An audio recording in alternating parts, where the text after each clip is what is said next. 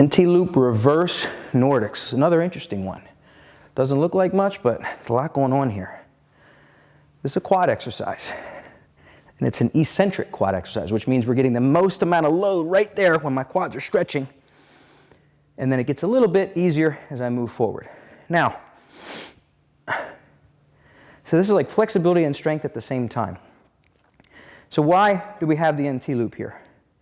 Well, let's kind of show you the setup. Let's look at the quad activity here, or the movement, and how the quads are working. So if I didn't have the band, didn't have the NT loop, and I just did the reverse Nordic, I'm working a lot here. Quads are working to hold me up. That's cool. But what happens when I'm here? What happens when my shoulders and hips are stacked over my knees? Nothing. I can stay here pretty much all day, right? But if I have the NT loop pulling me backwards, what's happening? My quads have to be on to stop me from getting pulled that way, which actually allows me to go further forward. So again, we have accommodating resistance here with the NT loop. So here's how we set this up. If you're at home, you would just use the door anchor strap, put it below the bottom hinges, then it, have something under your knee, you're good to go. You can use a single wrap, or you can hook it to a carabiner like this. You want it anchored low.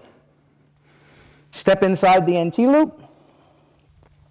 Without any tension, you want it all the way up to the top of your chest. So if you're female, it's above everything here. It's not putting pressure on anything. Then you just have your thumbs like that to keep it there. Now, what I do here is I get down to the pad, walk out. Now I'm dealing with some tension. I go to my knee. Toes are curled under. Feet are hip width apart. Now I'm ready to roll. I want that NT loop, center of the NT loop, directly behind me. So I go back as far as I can. The NT loop is not helping me much there, but that's where the exercise is hardest. Now, as the exercise would get easier without the NT loop, now the NT loop is giving me tension, and I can go even further this way and still make those quads work. So it's accommodating resistance. It gets harder when the exercise gets easier as I get stronger here, and the band gets easier as the exercise gets harder.